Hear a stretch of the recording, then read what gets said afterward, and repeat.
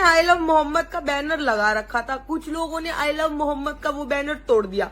तो हिंदू लड़की होके बोलती हूँ कि मैं बोल रही हूँ आई लव प्रॉफिट मोहम्मद। किसी को केस करना है तो अस्सलामुअलैकुम दोस्तों, इस वीडियो में बहुत सारे अपडेट हैं। गुजारिश है वीडियो पूरा देखें और अपनी राय जरूर दें, कमेंट करके जरूर बताइए। लोगों ने आई लव मोहम्मद का बैनर लगा रखा था, कुछ लोगों ने आई लव मोहम्मद का वो बैनर तोड़ दिया। तो एफआईआर कायदे से किस पे होनी चाहिए? इधर जिन्होंने लगा रखा था उन पे हुई है। अब I love Mohammed is as equivalent as saying I love Jesus Christ, I love Waheguru ji, I love Bhagwan ji, I love Mata Rani.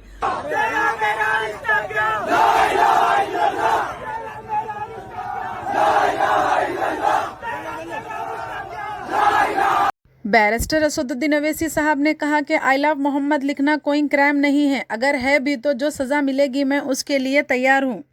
Aurangabad से ये वीडियो निकल के सामने आया है और जो एफआईआर किया गया था उसके खिलाफ प्रोटेस्ट हो रहा है।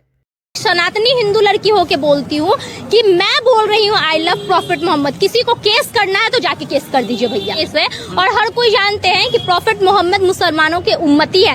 जिस तरह से जुलूस में जय श्री राम बोलना अपराध नहीं है, उसी तरह से आई लव प्रॉफिट मोहम्मद बोलना कोई भी अपराध नहीं है। और मैं एक सनातनी हिंदू लड़की होके बोलती हूँ कि मैं बोल रही हूँ आई लव प्रॉफिट मोहम्मद। किसी को केस करना है तो जाके केस कर दीजिए भैया, मतलब एकदम खुला बोलेंगे। हाँ, कि जिसको केस करना है जाके कर दीजिए। हम बोल रहे हैं आई लव प्रॉफिट मोहम्मद, जिसको केस करना है वो जाके कर दीजिए। हाँ, आई लव मोहम्मद सल्लल्लाहु अलैहि वसल्लम, आई लव मोहम्मद सल्लल्लाहु अलैहि वसल्लम।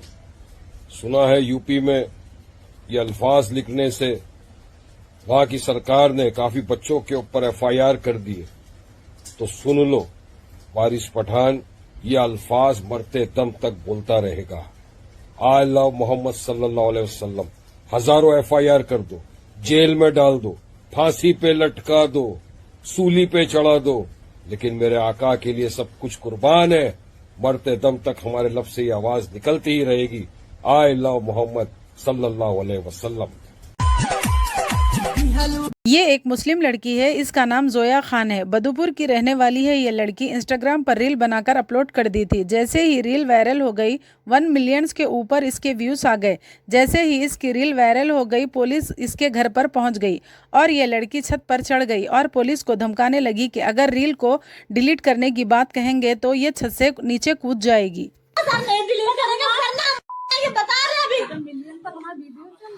वीडियो हमारा मिलियन पे चला है सर, हम नहीं डिलीट करेंगे। वीडियो मिलियन पे चला है, ये लड़की इंस्टाग्राम पे रील डालने के लिए पुलिस स्टेशन के सामने चलती हुई वीडियो बनाई थी। कुछ लोग कह रहे हैं कि पुलिस स्टेशन के सामने रील बनाना गलत बात है, कुछ लोग कह रहे हैं कि कोई बात नहीं है। आप लोगों की इससे क्या राय है, कमेंट करके ज़रूर लिखिए। ये एक मस्जिद के इमाम साहब है। कुछ लोगों ने मिलकर इनको बुरी तरीके से पीटा है। 10-12 लोगों ने मिलकर इनको मारा है। आइए सुनिए इनकी जुबानी। हमारा नाम कारी मुस्तकीम साहब है।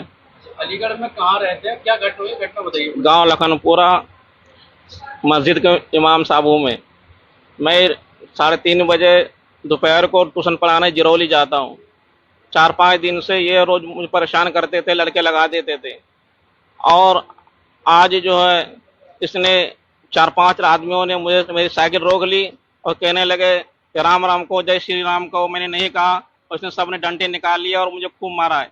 कम से कम 1.5 घंटा 2 घंटा खूब पीटा है। और कहने लगे जो भी आते थे सब दाढ़ी पकड़ के और नोचते थे और लात और घुसे मारते थे, उठने नहीं देते थे।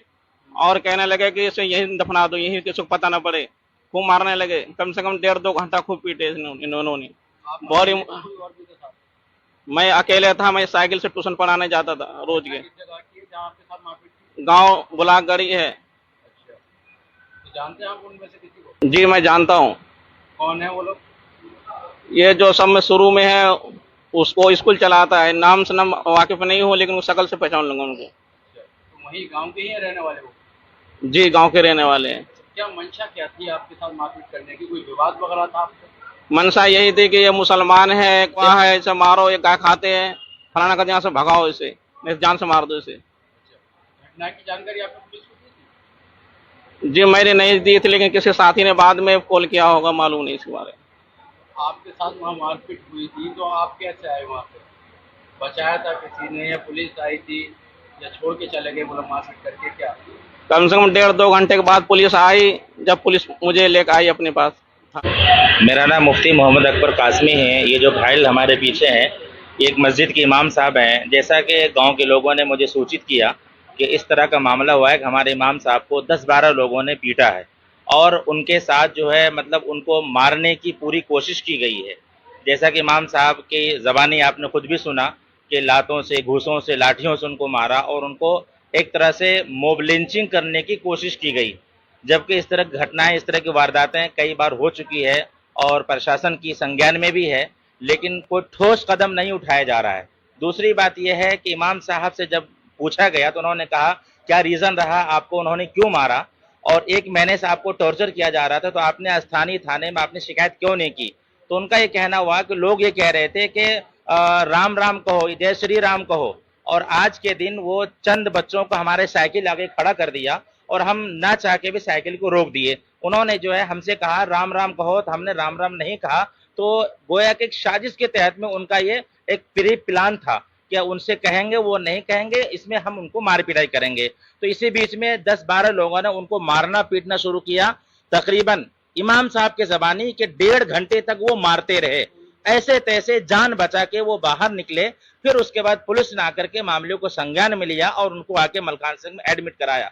दूसरी बात यह है कि इमाम साहब ने बताया 1 महीने से विकाराबाद चिंगामोल पुलिस की टीम ने मजलिस बचाओ तहरीक स्पोक पर्सन अमजदुल्ला खान को अपनी कस्टडी में ले लिया, जहां अमजदुल्ला खान अपनी टीम के साथ कोंडागोल जा रहे थे। 3 कब्रिस्तान, 2 आशिरखाने और 1 चिल्ले को डिमोलिश करने की खबर उनके सामने आई थी। पुलिस ने अमजदुल्ला खान को चिंगामोल एरिया में रुकाया और अपनी कस्टडी में ले लिया। इलेक्शन में था, रेवंत रेड्डी का जमानत नहीं बचती उसकी, देख लो हाँ ना जी। आप लोगों की ये वीडियो से क्या राय है कमेंट करके ज़रूर लिखिए, शेयर कीजिए, सब्सक्राइब कीजिए, लाइक कीजिए। अल्लाह हाफिज़।